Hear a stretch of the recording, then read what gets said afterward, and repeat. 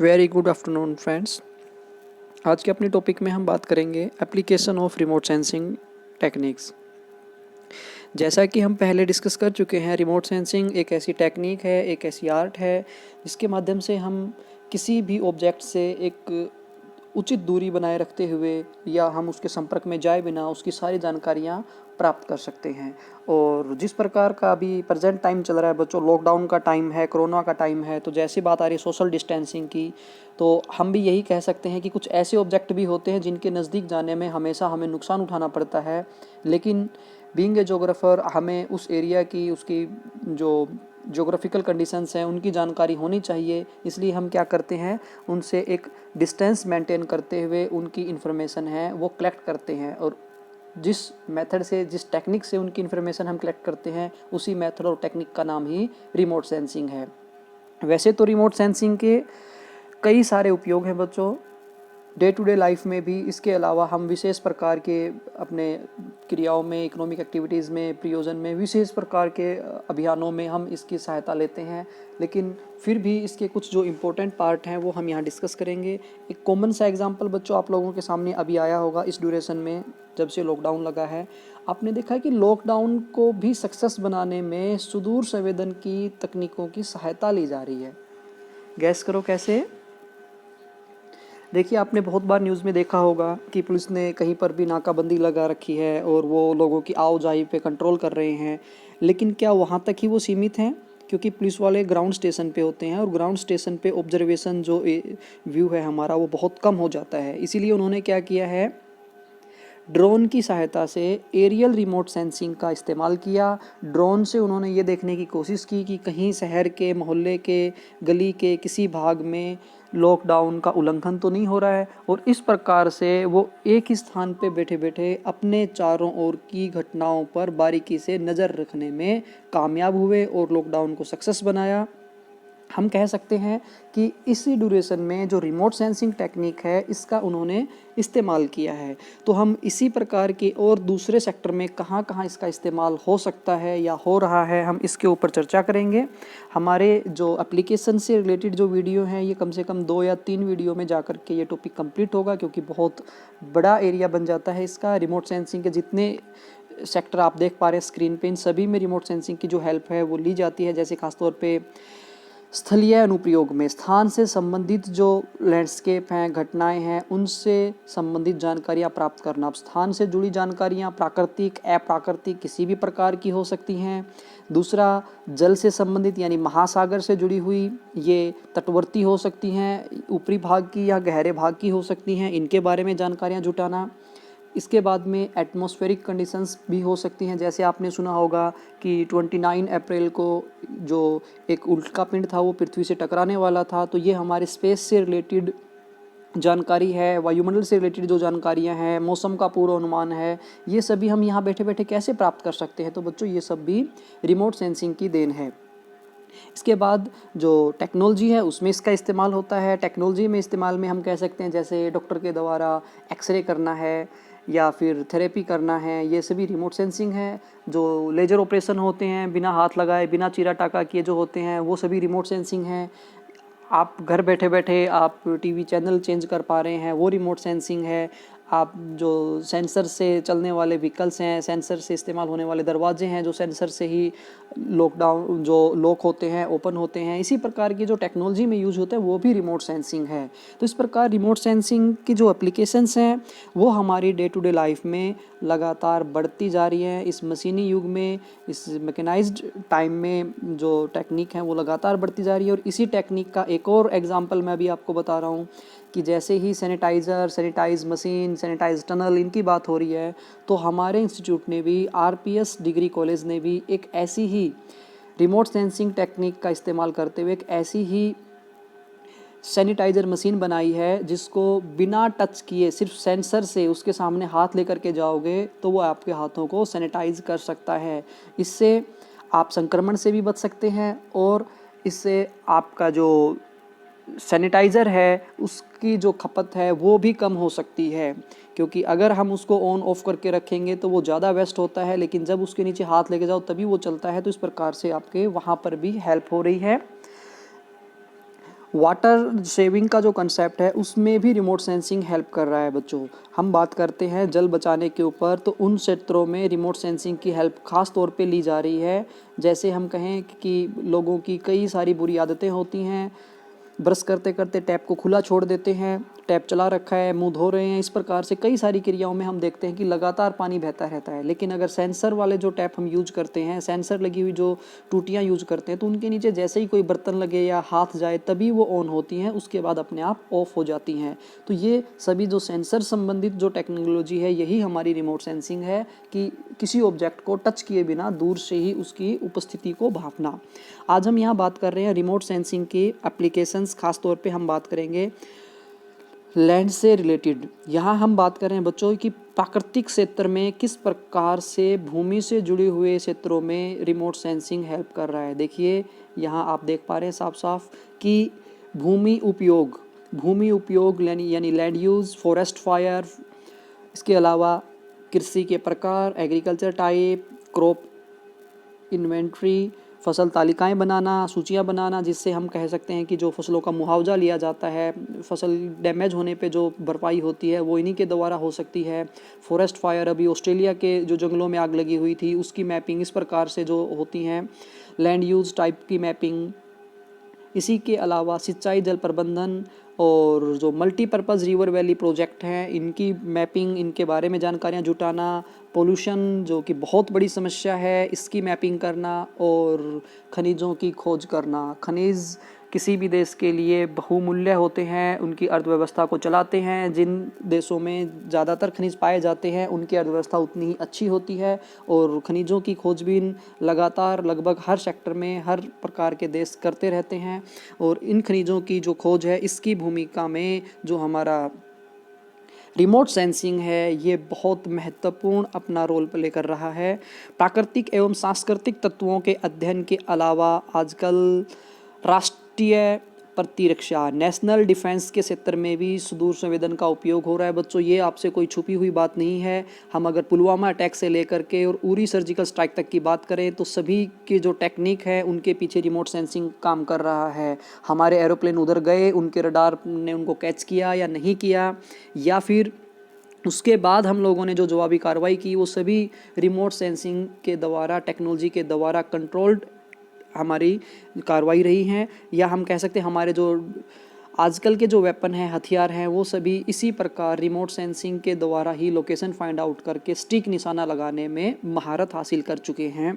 तो ये राष्ट्रीय प्रतिरक्षा में ड्रोन प्रणाली में या जो उपग्रह सिस्टम है उससे नेविगेशन करते हुए हम विभिन्न प्रकार के जो बॉर्डर एरिया हैं उनमें अपनी सुरक्षा पुख्ता कर पाते हैं। उपग्रह प्रतिबिंबों व वायु फोटोग्राफी की सहायता से शत्रु सेना की गतिविधियों की पहचान करना, ये भी इसी में आता है। इसके अलावा अपनी किलाबंदी करना, सेना को इंस्ट्रक्शन देना, मॉनिटरिंग करना और कम से कम समय में अपनी सेना को बॉर्डर एरिया तक या संवेदनशील क्षेत्रों तक पहुंचाना, ये सभी रिमोट सेंसिंग की वजह से ही पॉसिबल हो पाता है। हम रिमोट सेंसिंग के कुछ और सेक्टर में इसकी इंपॉर्टेंस देख रहे हैं, खासतौर पे लैंड यूज़ मैपिंग में। लैंड यूज़ क्या होता है बच्चों, हम बात कर रहे हैं लैंड यूज़, लैंड कवर। सबसे पहले यहाँ पे दो कंसेप्ट आएंगे। लैंड यूज़, भूमि का इस्तेमाल किसी खास उद्देश्य के लिए किया जाना, या मैं कहूँ कि किसी खास उद्देश्य के लिए भूमि का उपलब्ध होना ही लैंड यूज़ कहलाता है। जैसे मुझे किसी खेत में, किसी हिस्से में भूमि के टुकड़े पे कृषि करना है तो वो मेरे लिए लैंड यूज है। उसी को मैं बदल के उसके अंदर बागवानी कर रहा हूँ, बागवानी को चेंज करके मैंने वहाँ पे कोई इंडस्ट्री लगाई है, या इंडस्ट्री को हटा करके मैंने फिर से कोई फॉरेस्ट लगाया है, तो मैं बार बार क्या कर रहा हूँ, लैंड यूज चेंज कर रहा हूँ। तो लैंड यूज किसी एक उद्देश्य के लिए भूमि का इस्तेमाल होना, और लैंड यूज चेंज यानी कि भूमि उपयोग का परिवर्तन होता है कि वह भूमि पहले किसी और उद्देश्य में इस्तेमाल थी, बाद में हमने उसका उद्देश्य बदल दिया है। जैसे ग्रामीण क्षेत्रों में भूमि का उपयोग एग्रीकल्चर के लिए होता है। देन जैसे जैसे हमारी पॉपुलेशन है वो लगातार ग्रोथ कर रही है, तो रहने की समस्याएं जब लोगों के सामने उत्पन्न होती हैं तो वो एग्रीकल्चर यूज़ में जो लैंड है उसी के ऊपर अपना मकान या अपने जो रिहायशी एरिया है वो बना लेते हैं। तो इस प्रकार से जो कृषि भूमि है वो बदल के फिर किस में हो गई है, आबादी भूमि में सम्मिलित हो गई। ऐसे ही जो नगर हैं जब वो बढ़ते हैं तो नगरों के आसपास की कृषि भूमि है वो नगरीय बसाव क्षेत्र में सम्मिलित हो जाती है। इस प्रकार से लैंड यूज चेंज हो जाता है। बच्चों क्या आप जानते हैं कि ये लैंड यूज जो चेंज हो रहा है कितना जल्दी हो रहा है, किस एरिया में ज़्यादा बढ़ रहा है, कोई विशेष नगर है वो किस दिशा में आगे बढ़ रहा है। तो इस विभिन्न प्रकार की जो जानकारियां हैं ये हम अपने सैटेलाइट के द्वारा रिमोट सेंसिंग सुदूर संवेदन तकनीक की सहायता से दिन प्रतिदिन की जान सकते हैं कि आज किस नगर में किस और कंस्ट्रक्शन हुआ है, कौन सी लैंड का अतिक्रमण हुआ है, किस भाग में किस प्रकार की जो प्रक्रियाएं हैं वो सुचारू रूप से जारी हैं, और इन सब का आकलन है वो रिमोट सेंसिंग के द्वारा किया जा सकता है। देखिए यहाँ पर दिखाया गया है जो कि प्राकृतिक रूप से भूमि, अब प्राकृतिक रूप से जो भूमि है वो प्राकृतिक वनस्पति, जल, मरुस्थल, घास के मैदानों व दलदलों इत्यादि के अंतर्गत आती हैं। प्राकृतिक विशेषताओं के अनुरूप मनुष्य इसका अलग अलग ढंग से आर्थिक उपयोग भी करता रहा है। ठीक है, हाँ, जैसे कि एग्रीकल्चर यूज के लिए, फॉरेस्ट्री के लिए, या रिहायशी सेक्टर के लिए, इंडस्ट्रीज़ के लिए और ट्रांसपोर्टेशन रूट्स में। इनके अलावा प्राकृतिक और सांस्कृतिक उपयोगों में लाई गई भूमि को सुदूर संवेदन तकनीक के द्वारा डिमार्केशन किया जा सकता है, यानी कि कितनी भूमि का उपयोग हम किस सेक्टर में कर रहे हैं इसकी आइडेंटिफिकेशन हम बिना उस एरिया में जाए रिमोट सेंसिंग की सहायता से आसानी से कर सकते हैं। बजाय इसके हम उन लैंड यूज में होने वाले बदलाव, उसकी ग्रोथ, उसका डिक्लाइन, इन सभी प्रकार की जानकारियां बड़े आसानी से प्राप्त कर सकते हैं। सुदूर संवेदन द्वारा जो इमेजरी हमें प्राप्त होती हैं, प्रतिबिंब जिसको हम बोल सकते हैं, उनकी सहायता से हम और डिफरेंट टाइप के जो यूज हैं उनके वो कर सकते हैं। जैसे जंगली जानवरों के पर्यावास संरक्षण। बच्चों, जब हम बायोडाइवर्सिटी की बात करते हैं तो हमारे सामने सबसे बड़ी समस्या आती है जंगली जानवरों के जो आवास हैं उनका नष्ट होना। जब जंगल काटे जा रहे हैं तो जंगली जानवरों के आवास हैं वो भी नष्ट हो रहे हैं। इससे हमारे जो जंगली जानवर हैं उनके अस्तित्व पे खतरा मंडरा रहा है, जो कि हमारी जैविक विविधता के लिए बहुत बड़ा संकट है। विभिन्न प्रकार के जीव जंतुओं का अपने अपने क्षेत्र में बहुत महत्व होता है। आपने कहावत सुनी होगी कि सुई का काम जो है वो सुई से होता है और जहाज का काम जहाज से, तलवार का तलवार से होता है। इसी प्रकार हमारे इकोसिस्टम में हर एक छोटे से छोटे जानवर से लेकर के बड़े से बड़े जानवर तक सभी का एक अपनी इम्पोर्टेंस है। उसी इम्पोर्टेंस के मद्देनज़र हम बात करते हैं तो जंगली जानवरों के पर्यावरण संरक्षण, वाइल्ड लाइफ हैबिटेट प्रोटेक्शन, किन क्षेत्रों में किस विशेष प्रकार के जानवरों के आवास हैं और वहाँ कुछ शिकारियों के द्वारा या कुछ विभिन्न प्रकार के जो शरारती तत्व हैं उनके द्वारा अगर उनका नुकसान हो रहा है तो उसकी मैपिंग करके हम उसको कंट्रोल कर सकते हैं। देन नेक्स्ट हम बात कर रहे हैं अर्बन एक्सपेंशन, नगरीय विकास। नगर का विस्तार कहाँ, किस दिशा में, किस विशेष भूमि के ऊपर हो रहा है, इसकी जानकारी हम रख सकते हैं। बच्चों, हम आमतौर पे देखते हैं हमारे चारों जितने भी नगर हैं, और हमने अपने अर्बन ज्योग्राफी में पढ़ा है कि नगरों का विकास किस प्रकार से होता है। तो हम देखते हैं नगर का विकास चारों ओर समान रूप से कभी भी नहीं होता है। किसी एक और बहुत अच्छे प्रकार के मकान बनते हैं, बहुत अच्छी प्रकार से नगर की ग्रोथ होती है, तो कोई दूसरी ओर का क्षेत्र है वो किसी गार्बेज सेक्टर के जो सॉलिड वेस्ट मैनेजमेंट है क्या पता उसकी वजह से या सीवरेज ट्रीटमेंट की वजह से किसी भी कारण से दूसरी ओर का एरिया है वो पिछड़ा हुआ रह जाता है। तो इस प्रकार से नगरीय विस्तार की मैपिंग है वो भी रिमोट सेंसिंग से हम करते हैं और करवा सकते हैं। इसके बाद हम बात करते हैं प्राकृतिक संसाधनों का प्रबंधन, नेचुरल रिसोर्सेज मैनेजमेंट। हमारे नेचुरल रिसोर्स में कौन सा एरिया रिच है, कहाँ ज़्यादा है, कहाँ कम है, और जहाँ ज़्यादा है वहाँ से किस और उनका ट्रांसपोर्टेशन करना, उनका डिस्ट्रीब्यूशन करना, इस सभी प्रकार की जो मैनेजमेंट है ये रिमोट सेंसिंग से मैपिंग के बाद हम आसानी से कर सकते हैं। सबसे इम्पोर्टेंट है डिजास्टर मॉनिटरिंग एंड मैपिंग। आपदाएं आती हैं और बिना बताए आती हैं। कोरोना को ही ले लीजिए, एक बहुत बड़ी आपदा है, वैश्विक आपदा है। तो इस प्रकार की जो आपदाएं हैं, इन आपदाओं को मॉनिटर करना यानी कि इनकी ट्रैकिंग करना, इनके मानचित्रण करना। बच्चों, आपदाओं में कुछ भी हो सकता है। हम जलीय आपदाएं कह सकते हैं जैसे बाढ़ है या सूखा है। हम जो वायुमंडलीय आपदाएं कह सकते हैं, जलवायु है, थंडर स्टॉर्म है या ओलावृष्टि है, इस प्रकार की जो वायुमंडलीय आपदाएं हैं। जलीय आपदाओं में एक हम बात करते सुनामी है जो महासागर में लहरें उत्पन्न होती हैं। इस प्रकार से कई प्रकार की आपदाएं हो सकती हैं और महामारी भी एक आपदा है। तो इनमें हम देखते हैं कि समय समय पर अगर हम रिमोट सेंसिंग की हेल्प लेते हैं तो हमें टाइम रहते उन आपदाओं का पता चल जाता है और हम उसके नुकसान को कम से कम कर सकते हैं। यहाँ कोरोना को कंट्रोल करने में भी रिमोट सेंसिंग की हेल्प देखिए, जिस प्रकार से जोन बांटी गई हैं, ग्रीन जोन, रेड जोन और ऑरेंज जोन, इन सभी जोन की जो मैपिंग है ये जीआईएस के थ्रू मैपिंग हुई है, डाटा वहाँ जीआईएस के थ्रू अपलोड किया गया है और सभी एरिया की जो मैपिंग है उसके थ्रू की जाती है। इसके अलावा आपने जो आरोग्य सेतु ऐप है उसके अंदर भी एक फीचर देखा होगा कि आरोग्य सेतु ऐप तभी काम करता है जब आप अपनी लोकेशन ऑन रखेंगे, आप अपना ब्लूटूथ ऑन रखेंगे।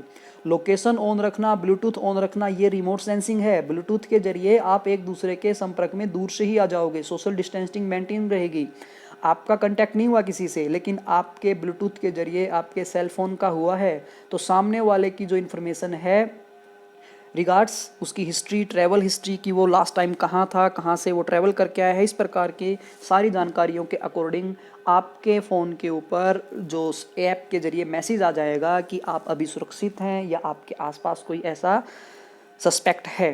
साथ ही साथ जो लोकेशन है उसका क्या महत्व है इसके अंदर मैं भी बात कर रहा हूँ। तो आरोग्य सेतु ऐप पे जो लोकेशन ट्रैकर दे रखा है बच्चों, उसके ऊपर हमारी हिस्ट्री की सच्चाई आ जाती है। कई बार ऐसा होता है कि लोग झूठ बोल देते हैं, जा कर के वो 200 किलोमीटर आए हैं, बता देंगे पड़ोस के गांव से आ रहा हूँ। इस प्रकार से वो झूठ बोलने से, क्वारंटाइन होने से बच जाता है, परिवार से अलग होने से बच जाता है, लेकिन परिवार को नहीं बचा पाता है। वो सभी लोगों से घुलेगा मिलेगा और लक्षण उसके अंदर है, उसको खुद को नहीं पता, जाने अनजाने में उससे बहुत बड़ी गलती होती है और पूरा समाज उसकी कीमत चुकाता है। इसलिए अगर आरोग्य सेतु ऐप है, लोकेशन उसकी ऑन है, तो जीपीएस सिस्टम के तहत उसकी लोकेशन ट्रेस करके पता लगाया जा सकता है कि पिछले 1 दिन, 2 दिन, 3 दिन पहले ये कहाँ कहाँ घूमा, कहाँ कहाँ गया है। तो ये सभी रिमोट सेंसिंग की वजह से पॉसिबल हो पा रहा है। देन हम नेक्स्ट पे बात कर रहे हैं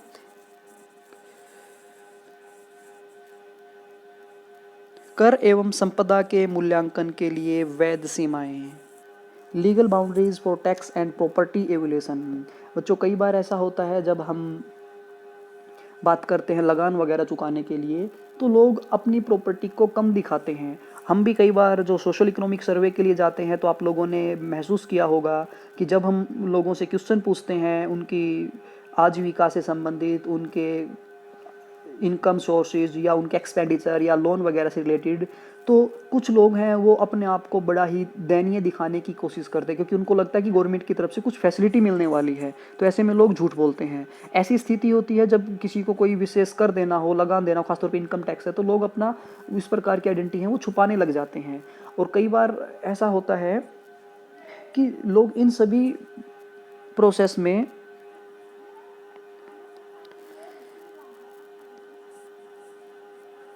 संसाधनों का दोहन है, उसके ऊपर अगर हम बात करते हैं तो उसकी मैपिंग भी रिमोट सेंसिंग के ज़रिए हो सकती है। जैसे कोल माइनिंग है, आयरन ओर है या सैंड है।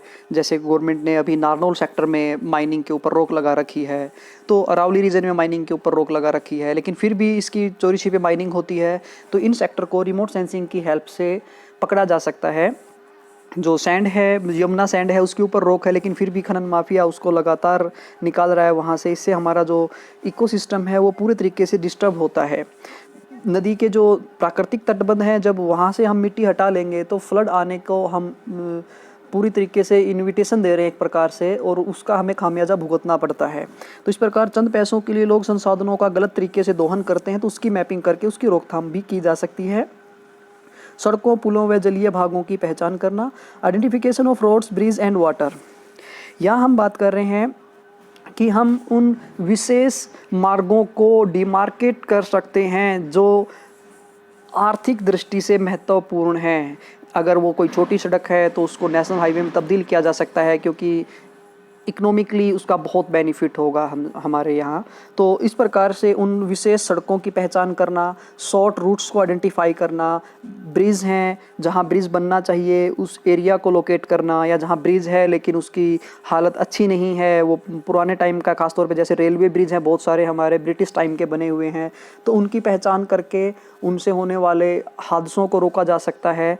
और इसी प्रकार से अगर हम वाटर लॉगिंग एरिया को बात करें तो उनकी हम पहचान करके उन सेक्टर को हम इम्प्रूव कर सकते हैं, वहाँ के लैंड डिग्रेडेशन को हम कंट्रोल कर सकते हैं। इसके अलावा जो ज्योग्राफिकल इंफॉर्मेशन सिस्टम है उसके लिए जो रिमोट सेंसिंग है वो एक डेटाबेस तैयार करके देता है, और इस प्रकार फिर हम जीआईएस की सहायता से और रिमोट सेंसिंग की सहायता से हमारी लाइफ के कई ऐसे पहलू हैं जिनके ऊपर हम अपना इसका उपयोग कर सकते हैं। तो आज का टॉपिक हमारा यहीं तक का है। कल हम नेक्स्ट में बात करेंगे फॉरेस्ट्री में इसकी इम्पोर्टेंस और एग्रीकल्चर में इनकी इम्पोर्टेंस के ऊपर।